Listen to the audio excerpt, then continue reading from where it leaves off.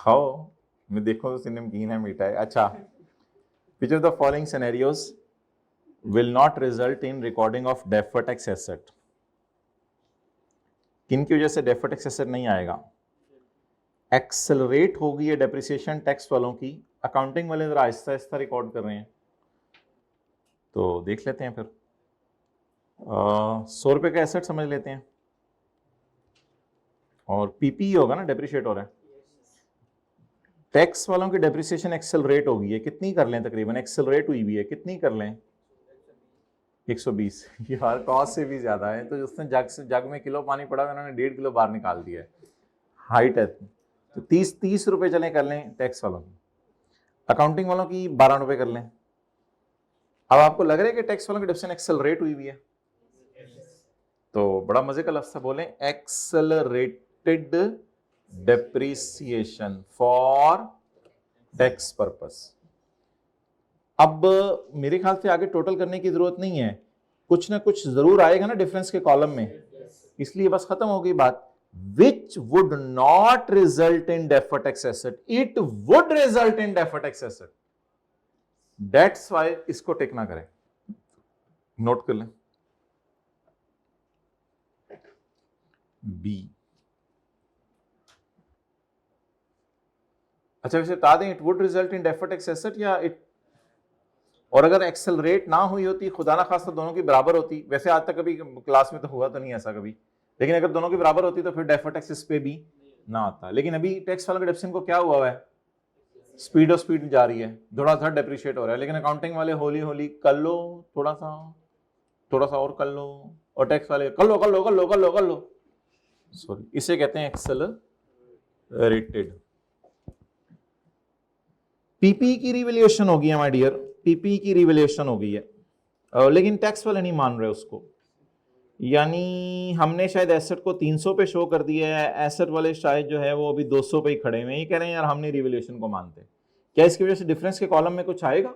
कोई हजारों सवाल किए रिवैल्यूएशन के, डिफरेंस के कॉलम में जरूर कुछ आता था, तो इसकी वजह से डेफर्ड टैक्स आएगा? बता दें ना, अगर डिफरेंस के कॉलम में कुछ आएगा तो फिर टैक्स रेट लग के डीटीएल डीटीए भी आएगा। ये कौन सी वर्किंग हो रही है, डीटीएल स्लैश ए की, कुछ ना कुछ आएगा या जीरो आएगा? जहां डिफरेंस की जगह आप जीरो मुझे लिखवाएंगे वो फिर सही है, अभी तो क्वेश्चन मार्क लग रहे हैं, कुछ ना कुछ फिगर होगी जरूर, डेटा नहीं दिया हुआ। वो कुछ समझ आ रहा है क्या चल रहा है ये? Interest income taxed only when, interest income पे सिर्फ तब टैक्स लगेगा जब, अब बताएं टैक्स वाले कौन सी अकाउंटिंग फॉलो करें? कैश। तो फिर इंटरेस्ट रिसीवेबल की कुछ ना कुछ कैरिंग अमाउंट होगी, लेकिन टैक्स बेस तो आएगा ना 100 का टीटीडी, तो डेफर्ड टैक्स तो आएगा। वो पूछ रहे बताओ which would not result in recording deferred tax, these all will result in deferred tax, these all will result in creation of deferred tax। और हमारा सवाल क्या है, अगला पढ़ें, dividend income taxable at a lower rate than normal tax rate, dividend income normal tax rate से कम rate के ऊपर हो रही है टैक्स। भाई डिविडेंड इनकम अगर नहीं, एग्जाम नहीं, नॉर्मल इनकम का रेट 30% है और डिविडेंड का रेट 15% है, 12% है, क्या इस वजह से डेफर करके कुछ टैक्स देना पड़ेगा या इसी साल कम टैक्स दे देंगे? अच्छा, डिविडेंड के साथ उसने रिसीवेबल नहीं लिखा हुआ कि रिसीवेबल है और टैक्सेबल, वो अगर रिसीवेबल लिखा होता ना तो वो फिर जरा और बात थी, इसके साथ उसने रिसीवेबल नहीं लिखा हुआ, ठीक है। तो अब मुझे बता दें कि डिविडेंड इनकम पे कम रेट लगना है as compare to normal rate, इससे होगा क्या? मेरे ख्याल से करंट टैक्स की वर्किंग में हम इसको माइनस कर देते थे और वहां नीचे जाके अलग रेट लगा लेते थे, लेकिन अब रिसीवेबल तो लिखा नहीं हुआ कि डेफर, अगर लिखा होता रिसीवेबल है और फिर डेफर करके टैक्स लगना है, फिर मैं मान लेता, लेकिन इसके बाद इसने रिसीवेबल का लफ्ज, इस वजह से फिर क्या करें, बस ये रिसीव हो गया होगा, इस पे फिर डेफर टैक्स एसेट नहीं आएगा, इसको टिक कर लें। वैसे एक बात मैं बताऊं, इंटरेस्ट इनकम के साथ भी उसको रिसीवेबल का लफ्ज़ लिखना चाहिए था, ताकि हमें पता चलता कि ये रिसीवेबल है। चलें,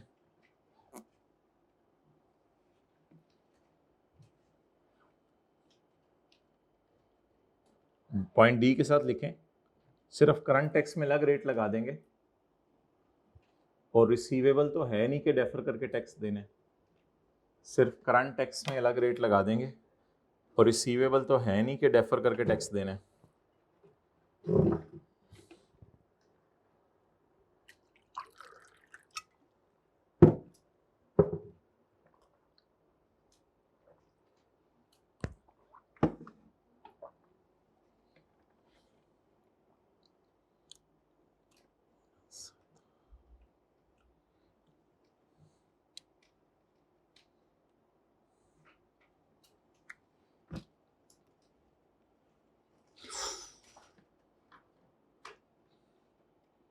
करंट,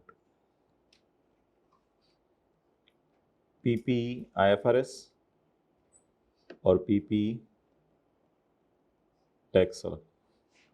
यकम जनवरी को carrying amount of building exceeded is tax base by 1275, जग गई नहीं है। इन 18 हमारा साल, पिछला साल in 18 JL claim tax section of 75 and charge accounting depreciation of 675। Tax section कितनी है और अकाउंटिंग वालों की?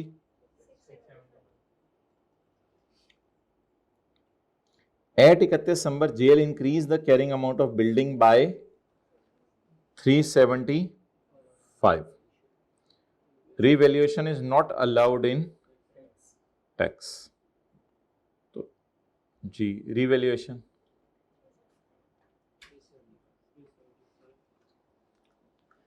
भाई मैं क्या करूं, मुझे पूरा डेटा नहीं दे रहा, मुझे टी काउंट बनाना पड़ता है, वरना रिवैल्यूएशन में वर्किंग वन होती थी, date, description, asset, surplus, P and L, वो लंबी चौड़ी होती थी। तो मुझे सवाल में पूरा डेटा नहीं दे रहा, असल में तो वो carrying amount of building exceeded the tax base है, अधूरी अधूरी फिगर्स दे रहा है। अगर मुझे शायद ओपनिंग बीवी करेक्ट पता होती तो मैं जान जून मार के शायद रिवैल्यूएशन भी आपको करा देता। तो अब वो रिवैल्यूएशन वाली वर्किंग नहीं हो सकती। हालांकि आपको याद है जब रिवैल्यूएशन होती थी तो फिर हम ये वाली वर्किंग वन नहीं करते थे, हम डेट, डिस्क्रिप्शन और वो करते थे। लेकिन आज पता चला कि टी काउंट के अंदर रिवैल्यूएशन कहाँ आती है। और याद रखिएगा एसेट अकाउंट के अंदर रिवैल्यूएशन सरप्लस पूरा आता है। द रीजन इज कि आप लोग एंट्री करते थे एसेट डेबिट सरप्लस इन ओसीआई क्रेडिट और डीटीएल। ये बात आज पता चली कि अगर कभी ऐसे अकाउंट बनाना पड़ा तो यहां फुल अमाउंट आएगी, क्योंकि एसेट फुल अमाउंट से रिकॉर्ड होते हैं, डीटीएल अकाउंट में 30% जाता है इसका। क्लियर हुई बात? ये एंट्री साथ कर लिया करें, जब ये आए ना तो एंट्री साथ कर लिया करें। सरप्लस में कितना जाएगा? 70%, 263 और 30% 112। लेकिन पीपी में कितना जाएगा जरा मुझे बताएं, इसको काट के पीपी में कितना जाएगा? 100% या 70-30? 100%। यहां तक नोट करें सर।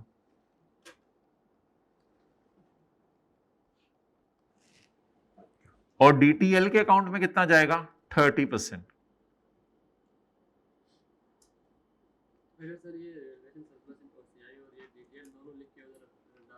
हाँ ठीक है,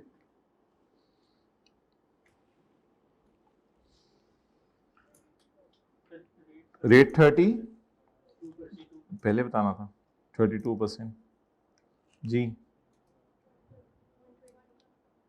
120।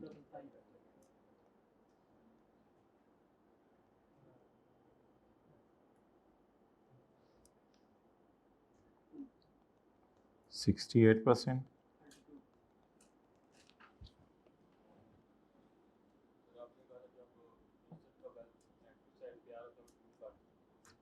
हाँ अभी तो कैरी डाउन्स मैंने निकाले नहीं, वो तो अलग डिस्कशन है। मैंने कैरी डाउन्स निकाले हैं या मैंने इसकी जर्नल एंट्री करवाई है? किसकी जर्नल एंट्री करवाई है? 375। तो जिसको कंफ्यूजन है वो इस तरह करके लिख ले, सिर्फ इसकी जर्नल एंट्री मैंने करवाई है। मैं कौन सा डेप्रिसिएशन और बाकी चीजों की जर्नल एंट्री करवा रहा हूं? तो बोले अगर टी अकाउंट बने तो एसेट अकाउंट में फुल प्राइस जाएगी या 6832 करके? एसेट तो डेबिट फुल से होगा।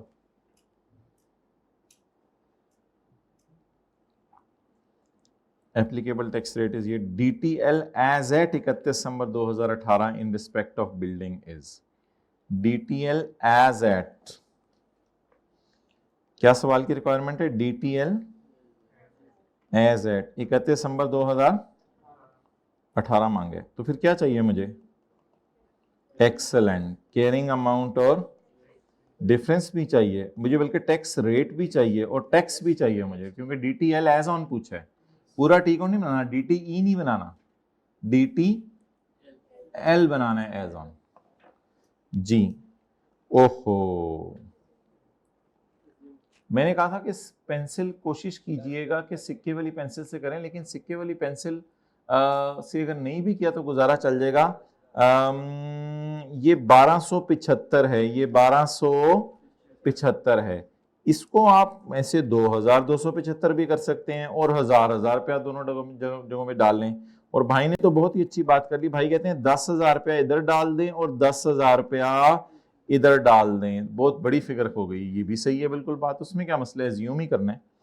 चलें हम एज्यूम करते हैं कि 1000 रुपया डाल लें, हम एज्यूम करते हैं कि 1000 रुपया डाल लें। अब खींच के इसको 2275 कर दें। चलें जी, कैरी डाउन्स निकालें, दोनों जगह 1000 डाल दें, दोनों जगह 1000 डाल दें।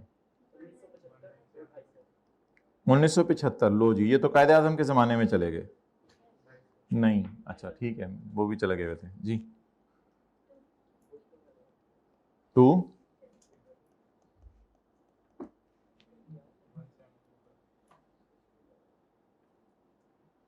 हाँ जी,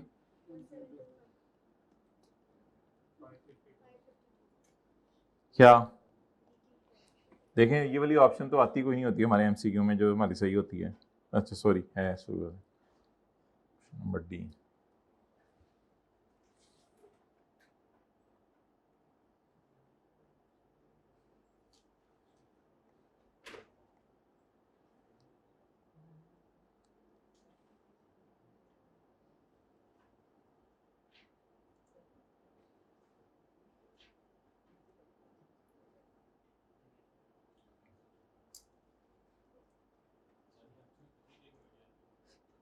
जी मोहतरम, बताओ बेटा रिक्शे वाले को कि मैं आज रिक्शे के पैसे दे देता हूँ। अच्छा बोलो, क्यों पूछ रहे हो ये? अच्छा और कुछ? सीला का क्यों देने? आज तो नहीं सीला का होता। CR टैक्स का क्यों देने? वो तो सैटरडे को था। हैं? वो तो हम एक्सेप्ट नहीं करेंगे, वो तो सैटरडे का दिन गुजर चुका है। चलें जी आगे, इन मसला हल हो गया इनका, 1 घंटा सेव कर दिया हमने। अच्छा देखें सुस्ती करते हैं खुद और हमें कहते हैं चुस्ती दिखाओ, कितनी देर में खोएंगे। हमारे भी वही लाते हैं, हौले हौले लगे हुए हैं। अच्छा, अब किसी के जहन में अगर ये आ रहा है ना कि डेफर टैक्स का टी अकाउंट आपने क्यों नहीं बनाया, तो अगर डेफर टैक्स का टी अकाउंट बनता तो उसका कैरी डाउन होता 552, नहीं, उसमें एसेट आता 250, नहीं 120। याद है किसी को? इसमें एसेट आता 1, एसेट डेबिट DTL क्रेडिट, और ब्रॉट डाउन भी आ जाना था क्योंकि इन दोनों का डिफरेंस है। इन दोनों का डिफरेंस आ जाना था, ब्रॉट डाउन भी, और DTE भी बैलेंसिंग आ जाना था। लेकिन सवाल वाले ने DTE मांगा है या DTL एज ऑन मांगा है, तो इसलिए हमने टी अकाउंट नहीं बनाया, वो तो बनवाता तो उससे पता चलता कि हमें ये भी नहीं आता था, वो तो बनवाता तो सही।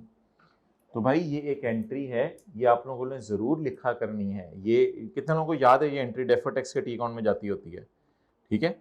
ये रिवैल्यूएशन वाली जो स्काई ब्लू पट्टी है उसकी वजह से जाती है। तो ये टी अकाउंट बना लें, लेकिन लिख लें उसने मांगा नहीं। कई दफा बिन मांगे भी चीजें दे दिया करें लोगों को, मांगा नहीं।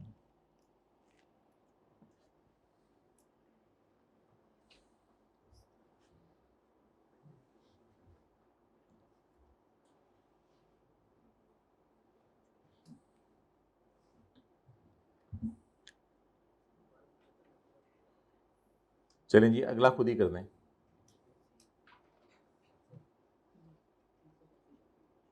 बुकें अपनी अपनी।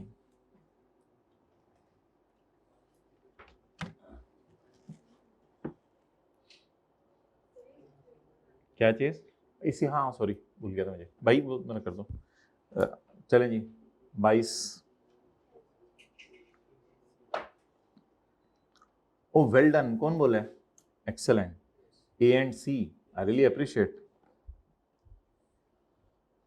एक्रूड एक्सपेंसेस, एक्रूड, तसल्ली से पहले इसका मतलब समझ लें, ये होते हैं एक्रूड एक्सपेंसेस।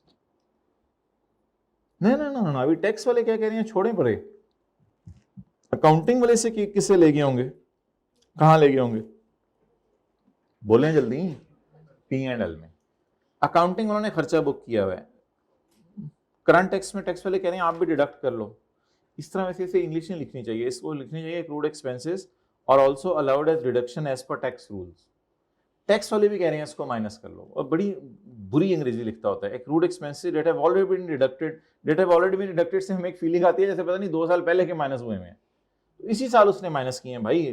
पहले बताएं एक्रूड एक्सपेंसेस लिख के IFRS वालों का अकाउंट बनाया करना इस तरह। जैसे ही पढ़ने आपने एक्रूड एक्सपेंसेस, ये टी अकाउंट खोलना है, एक्रूड एक्सपेंसेस। अब ये पेबल अगले साल पे होगा तो इस साल किस में जाएगा। अब टैक्स वाले क्या चाह रहे हैं वो ना देखें, अभी बोले अकाउंटिंग वाले बोले खर्चे में ले गए हैं, बोले अकाउंटिंग वाले खर्चे में, टैक्स वाले कह रहे हैं आप भी डिडक्ट कर लो, यानी डिडक्ट मींस खर्चे में ले जाओ।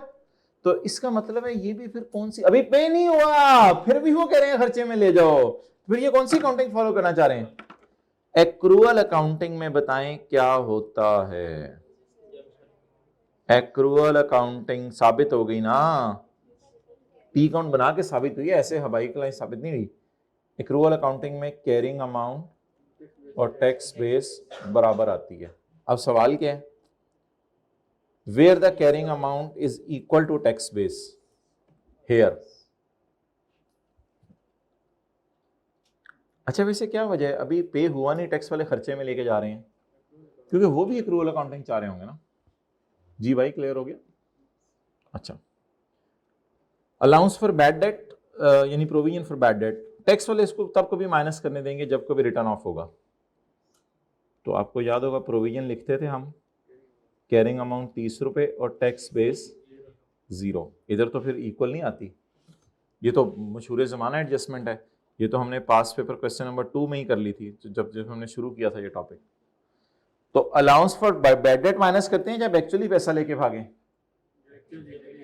तो फिर तो ये इख्तलाफ है हमारे और इनमें, बराबर तो नहीं आएगी कैरिंग अमाउंट टैक्स बेस।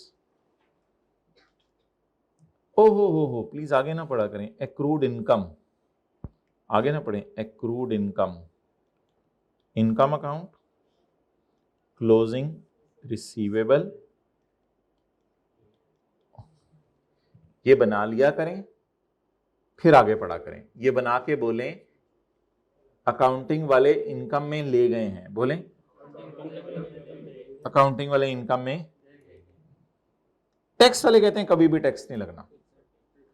तो ये कौन सी इनकम बन गई, इधर तो जी भी रूल है, इधर तो फिर अकाउंट भी नहीं देखना पड़ता। एग्जेम्प्ट इनकम में हमेशा कैरिंग अमाउंट टैक्स बेस जबरदस्ती क्या ले लेते हैं, बराबर ले लेते हैं, ताकि टेम्परेरी डिफरेंस ना आए, क्योंकि ये कौन सा डिफरेंस है, परमानेंट। टिक करें सी। कैपिटलाइज डेवलपमेंट कॉस्ट्स, ये आपकी क्या राय है कि अच्छी वाली डेवलपमेंट होगी? IAS 38 नहीं पढ़ा हुआ हमने, लेकिन थोड़ा सा तो पढ़ा ही हुआ। चलो, ये अच्छी वाली डेवलपमेंट होगी या बुरी वाली? अच्छी वाली। तो अकाउंटिंग वालों ने तो कैपिटलाइज कर दी डेवलपमेंट कैपिटलाइज। ये फ्यूचर में इंटेंजिबल बन जाएगी जब आहिस्ता आहिस्ता पूरा होगा इंटेंजिबल। 100 रुपए की डेवलपमेंट कैपिटलाइज कर दी। टैक्स वाले कह रहे हैं जब पे हुई है फौरन माइनस कर लो। अकाउंटिंग वाले पेमेंट पे माइनस नहीं करते डेवलपमेंट, अकाउंटिंग वाले पे करते रहते हैं, साइंसदानों को तनख्वाहें इनटेंजिबल बनाते रहते हैं, फिर इनटेंजिबल को आहिस्ता आहिस्ता अमोर्टाइज करते हैं। लेकिन टैक्स वाले कह रहे हैं फौरन माइनस कर लो। तो आप बता दें डंके की चोट पे टैक्स बेस क्या होगी? 0, क्योंकि टैक्स वाले फौरन खर्चे में ले गए ना। अकाउंटिंग वालों ने कब खर्चे में लेके जाने?